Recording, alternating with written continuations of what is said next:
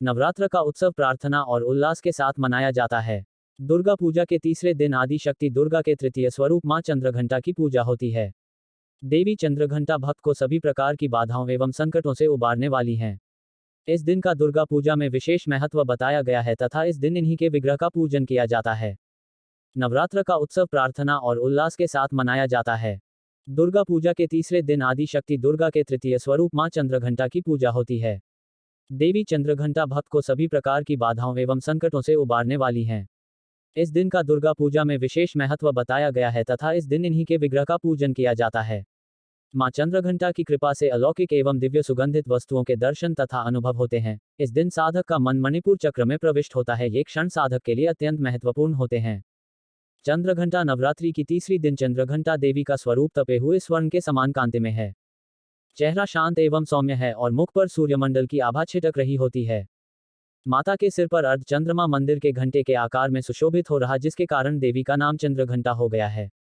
अपने इस रूप से माता देवगण, संतों एवं भक्त जन के मन को संतोष एवं प्रसन्न प्रदान करती हैं। मां चंद्रघंटा अपने प्रिय वाहन सिंह पर आरूढ़ होकर अपने 10 हाथों में खड्ग, तलवार, ढाल, गदा, पाश, त्रिशूल, चक्र, धनुष भरे हुए तरकश लिए मंद मंद मुस्कुरा रही होती हैं।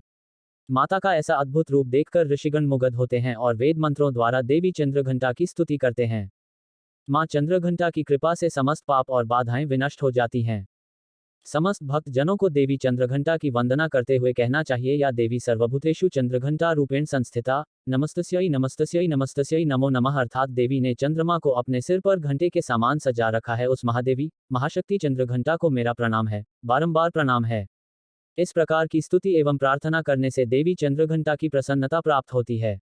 देवी चंद्रघंटा पूजा विधि। देवी चंद्रघंटा की भक्ति से आध्यात्मिक और आत्मिक शक्ति प्राप्त होती है।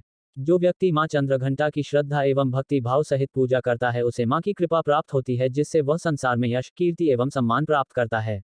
मां के भक्त के शरीर से अदृश्य ऊर्जा का विकिरण होता रहता है, जिससे वह जहां भी होते हैं वहां का वातावरण पवित्र और शुद्ध हो जाता है। इनके घंटे की ध्वनि सदैव भक्तों की प्रेत बाधा आदि से रक्षा करती है तथा उस स्थान से भूत, प्रेत एवं अन्य प्रकार की सभी बाधाएं दूर हो जाती है। देवी का रूप प्रकृति की तरह रहस्यपूर्ण है। ये जीवन में ऐश्वर्य एवं प्रसन्नता देने वाला है। मां भगवती ऐसा वट वृक्ष है जिसे जीवन की हर वेला अपने हर रूप में फैलती है। देवी को प्रकृति रूप में भी माना जाता है। अगर धरती मां के रूप में वे भूमि है, तो वे हिमालय पुत्री गंगा भी हैं। अपने इन रूपों में वे धरती पर आकर मानव मात्र को दुखों से मुक्त करती हैं। वे मनुष्य को पाप दोष से निजात दिलाकर ज्ञान देती हैं। ममतामयी मां दुर्गा अपने भक्तों की प्रार्थना, अपने बच्चों की पुकार अति शीघ्र सुनती हैं। वे इस सृष्टि की पालनहार हैं। वे ही संहारिणी हैं। वे सर्वस्व प्रदान करने वाली हैं। भक्त मां से इस प्रार्थना करते हैं, मुख में चंद्रमा की शोभा धारण करने वाली मां, मुझे मोक्ष की इच्छा नहीं है, संसार के वैभव की भी अभिलाषा नहीं है, न विज्ञान की अपेक्षा है, न सुख की आकांक्षा, अतः आपसे मेरी यही याचना है कि मेरा जन्म मृदानी, रुद्रानी, शिव शिव, भवानी इन नामों का जाप करते हुए बीते। मातृशक्ति, देवी अथवा विशुद्ध चेतना समस्त रूपाकारों में व्याप्त है। प्रत्येक नाम और प्रत्येक रूप में एक ही चेतना को पहचानना नवरात्र का उत्सव है। नवरात्र का उत्सव प्रार्थना और उल्लास के साथ मनाया जाता है। यह अवधि आत्म संप्रेषण और मूल की ओर वापस जाने का समय है। कायाकल्प के इस समय में प्रकृति पुराने को झाड़ पोंछ कर अपना नवीनीकरण करती है। वेदांत कहता है कि पदार्थ अपने को बारंबार पुनः रचने के लिए अपने मूल स्वरूप में वापस चला जाता है। रचना चक्रीय होती है, रैखिक नहीं। नवीनीकरण की सतत प्रक्रिया में प्रत्येक वस्तु की पुनः निर्मिति होती है, लेकिन मानव चेतना सृष्टि के इस नित्यक्रम में पिछड़ी रह जाती है। नवरात्र का त्योहार हमारे लिए अपनी चेतना को उसके मूल पर वापस ले जाना संभव बनाता है। उपवास, प्रार्थना, मौन और ध्यान के द्वारा भक्त चेतना के मूल तक पहुंच जाता है। अस्तित्व के 3 स्तरों पर यह हमें राहत पहुंचाता है, भौतिक, सूक्ष्म तथा कारणात्मक। नवरात्रि पर हम उपवास और ध्यान करते हैं। उपवास शरीर को विष मुक्त करता है, मौन वाणी को शुद्ध करके मस्तिष्क को आराम पहुंचाता है और ध्यान आपको अपने अस्तित्व के भीतर की गहराई में ले जाता है। भीतर की यात्रा हमारे नकारात्मक कर्मों को निर्मूल करती है।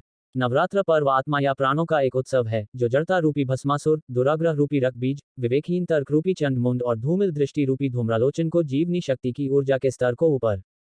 नवरात्र के 9 दिन ब्रह्मांड की आदि त्रिगुणात्मकता के उत्सव का भी एक अवसर है। हमारा जीवन 3 गुणों से संचालित होता है, लेकिन हम उनको शायद ही कभी पहचानते हैं। नवरात्र के पहले 3 दिन तमोगुण के हैं, अगले 3 दिन रजोगुण के हैं तथा अंतिम 3 दिन सतोगुण के हैं। हमारी चेतना तमोगुण और रजोगुण से पार आकर अंतिम 3 दिनों में सतोगुण में पुष्पित होती है। जब भी सतोगुण जीवन को शासित करता है, विजय अनुगमन करती है। ये तीन आदि गुण ब्रह्मांड की स्त्री शक्ति माने जाते हैं। नवरात्र के दौरान मातृशक्ति की पूजा से हम तीनों गुणों में सामंजस्य करके वातावरण में सत्व का उत्कर्ष करते हैं। इसीलिए असत पर सत की विजय के रूप में नवरात्र का उत्सव मनाया जाता है। वैदांतिक दृष्टिकोण से यह प्रत्यक्ष अनेकता पर संपूर्ण एकात्मकता की विजय है।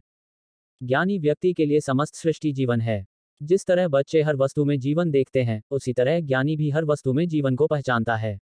मातृशक्ति, देवी अथवा विशुद्ध चेतना समस्त रूपाकारों में व्याप्त है और सारे नाम उसी के हैं। प्रत्येक नाम और प्रत्येक रूप में एक ही दैविकता को पहचानना ही नवरात्र का उत्सव है। इसलिए अंतिम 3 दिनों में जीवन और प्रकृति के सारे आयामों को सम्मानित करने वाली विशेष पूजाएं संपन्न की जाती हैं। काली प्रकृति की सर्वाधिक भयानक अभिव्यक्ति है।